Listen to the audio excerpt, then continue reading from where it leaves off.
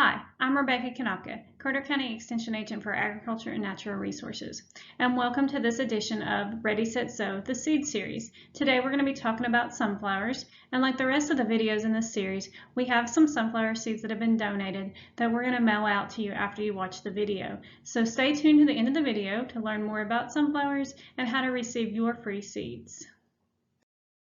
Most sunflowers are annuals, meaning that they will die at the end of this growing season. However, there are some native perennial sunflowers. True sunflowers are in the plant genus Heliotropism and include about 70 species in the aster family, and all but 3 are native to North America.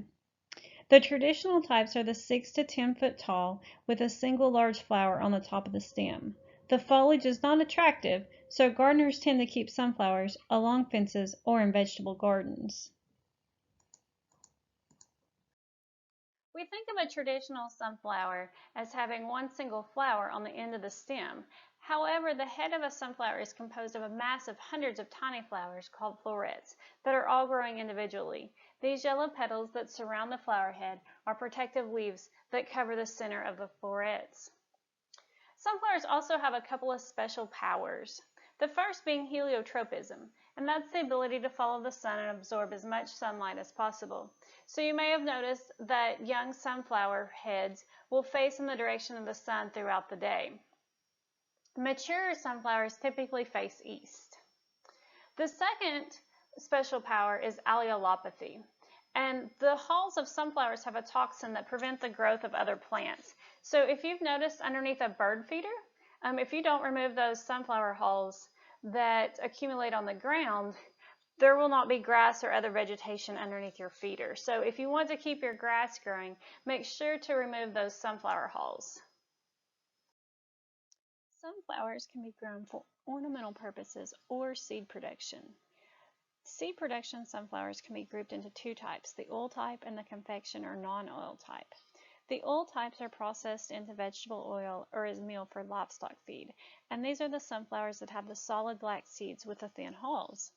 The confection or non-oil types are used for snack foods, and these sunflowers have white striped seeds with a thick hull.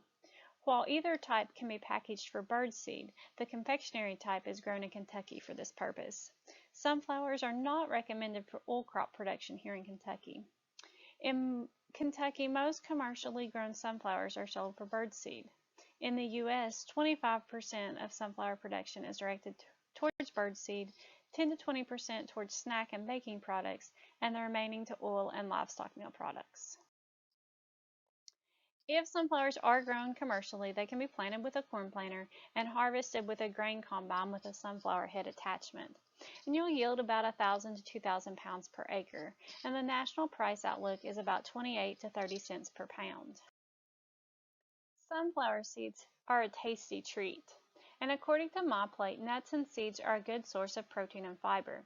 They are also a concentrated source of calories, so it's important to eat the recommended portion size. Sunflower seeds supply healthy unsaturated fats along with a range of minerals such as magnesium, copper, manganese, and high levels of vitamin E. 1 tablespoon of sunflower seeds is 51 calories, 2 grams of protein, 4.5 grams of fat, and 2 grams of carbs. Sunflowers are fast-growing annual plants that are best located in full sun. They can be grown in a variety of soil types as long as it's well drained. They can be planted individually in landscape beds, but they are also frequently planted as rows in vegetable gardens. While sunflowers can be started indoors for transplanting, they are easy to establish by direct seeding into the soil. As with any planting, for best results, a soil test is recommended prior to planting. Sunflowers do best when grown in a slightly acidic soil with a pH of 6.0 to 6.8. Sunflowers should be planted several weeks after the last frost. Ideally, the soil temperature should be at least 60 degrees Fahrenheit prior to planting. When planting in rows, space the seeds about 6 inches apart in the row and plant 1 to 2 inches deep. The sandier the soil, the deeper the seed should be planted. When plants emerge, then every other seed, allowing 12 to 15 inches between plants. Rows should have a minimum of 2 to 3 feet space between them. To enjoy continuous blooms throughout the growing season, additional sunflower seeds should be planted every couple of weeks. Water the sunflower seeds lightly for the first 7 to 10 days to ensure strong germination. After germination, irrigation can be reduced to a couple of times a week in the absence of rain. One of the greater challenges of growing sunflowers is weed control. Weeds can be controlled using mechanical methods such as tilling, hoeing, or hand pulling. They can also be controlled through the use of herbicides and mulches. It's very important to control the weeds while they are young to prevent them from competing with the sunflowers for nutrition and moisture. While sunflowers are relatively easy to grow, they have a few potential pests, such as wildlife and insects. Care should be taken when planting sunflowers in areas that deer can access. If deer locate your sunflowers, they can destroy the young developing plants quickly. Repellents or fencing may be necessary in locations that have high deer populations. If the ultimate goal is to harvest the sunflower seed for food, you may have to contend with aerial attacks from birds. Scarecrows, shiny spinning pans, or an owl decoy may be effective in deterring pesky birds until it's time to harvest. There are also a few insects that will attack the crop as well. Leaf-footed bugs, stink bugs, aphids, and caterpillars can feast on the plant's stems, leaves, and heads. For this reason, sunflowers are sometimes used as a trap crop to lure these pesky insects away from other desired vegetables. While there may be a temptation to spray insecticides to control pests, sunflowers also attract an enormous number of beneficial insects and pollinators, like the bee on the screen. Use caution when deciding whether a spray application is warranted. Sunflowers may also exhibit occasional fungal infections such as mildews and rust. Powdery mildew and downy mildew are occasionally found on the leaves of sunflowers, typically affecting the oldest leaves first. If the plants are old enough and have a good vigor, they can normally grow despite these diseases. In the early fall, check flower heads for signs of seed maturity.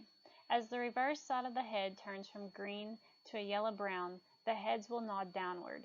A close look will reveal that the tiny petals covering the developing seeds have now dried and fallen out, easily exposing the tightly packed mature seeds.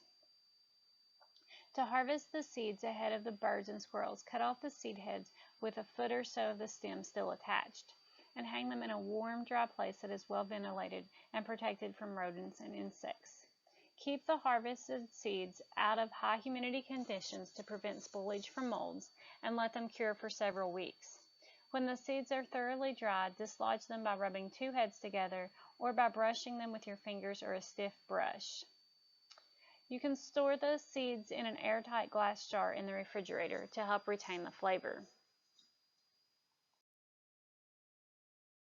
There are lots of great resources out there on sunflowers, and we'll also send you a few handouts with your seeds as well. Thanks for joining us today, and to receive your free seeds, simply share this video on your Facebook feed, and then also send your name and address to me at rebecca.k@uky.edu, or call me at 474-6686, or send a private message with that information to our Facebook page. As always, feel free to contact me with any questions that you may have.